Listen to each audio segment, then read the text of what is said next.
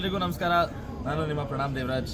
ಇವತ್ತು ನಾನು ನಮ್ಮ ಡೈರೆಕ್ಟ್ರು ನಮ್ಮ ಇಡೀ ತಂಡ ಬಂಡಿ ಮಕ್ಕಳ ದೇವಸ್ಥಾನಕ್ಕೆ ಬಂದಿದ್ವಿ ಆಶೀರ್ವಾದ ತೊಗೊಳಕ್ಕೆ. ಏನಕ್ಕಂದರೆ ನಮ್ಮ ಸಿನಿಮಾ ಪ್ರಚಾರ ಶುರು ಮಾಡ್ತಾ ಇದ್ದೀವಿ.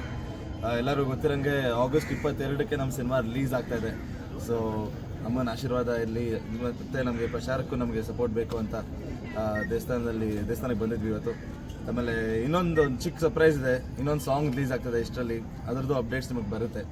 ಸೊ ಒಳ್ಳೆ ಸಿನಿಮಾ ತೊಗೊಂಡ್ಬರ್ತಾ ಇದ್ದೀವಿ, ನಿಮಗೆ ಗೊತ್ತಾಗುತ್ತೆ.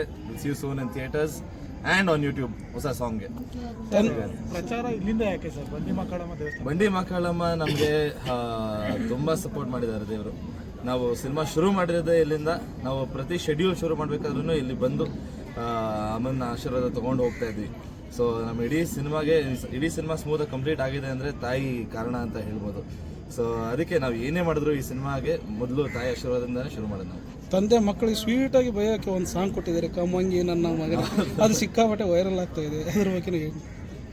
ಕಮ್ಮಂಗಿ ನನ್ನ ಮಗನೇ ಸಾಂಗ್ಗೆ ಏನು ಹೇಳೋದು, ಭಟ್ರು ಗೊತ್ತಲ್ಲ, ಭಟ್ರು ಬರೆದ್ರೆ ಸಾಂಗ್ ಆ ಥರನೇ ಇದ್ದೇ ಇರುತ್ತೆ.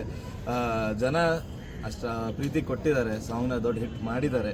ಆಮೇಲೆ ಒಳ್ಳೆ ಸಾಂಗ್ ಕೊಟ್ಟಿದ್ದಾರೆ ಸಚಿನ್ ಬಸ್ರೂರವರು.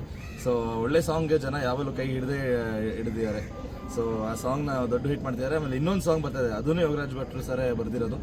ಸೊ ಅದು ಈ ಸತಿ ನಾವು ರಘು ಸರ್ ಜೊತೆ ಅಲ್ಲ, ನಮ್ಮ ಹೀರೋಯಿನ್ ಜೊತೆ ಕಾಣಿಸ್ಕೋತೀವಿ. ಅಪ್ಪ ಮಗಂದು ಆಯ್ತು. ಇವಾಗ ನಮ್ಮ ಸ್ವಲ್ಪ ಕೆಲಸ ಇರಬೇಕಲ್ಲ, ನಮ್ದು ಲವ್ ಇರಬೇಕು. ಸೊ ಲವ್ ಸಾಂಗ್ ರಿಲೀಸ್ ಮಾಡ್ತಾ ಇದ್ದೀವಿ. ಅದನ್ನು ಬಹಳ ಚೆನ್ನಾಗಿ ಮೂಡ್ ಬಂದಿದೆ ಹಾಡು. ಇಷ್ಟರಲ್ಲೇ ಅದ್ರ ಬಗ್ಗೆ ಅಪ್ಡೇಟ್ಸ್ ಎಲ್ಲರಿಗೂ ನಾವು ಕೊಡ್ತೀವಿ. ಪ್ರಚಾರ ಪ್ಲಾನ್ ಇವಾಗಿಂದ ಶುರು, ಎಲ್ಲ ಪ್ಲಾನ್ ಮಾಡ್ತಿದ್ದೀವಿ. Daily meeting. ಹೌದು, ಆಲ್ ಓವರ್ ಕರ್ನಾಟಕ. ಈ ಸಾಂಗ್ ರಿಲೀಸ್ ಆದ್ಮೇಲೆ ಪ್ಲಾನ್ ಮಾಡೋಣ ಅಂತ.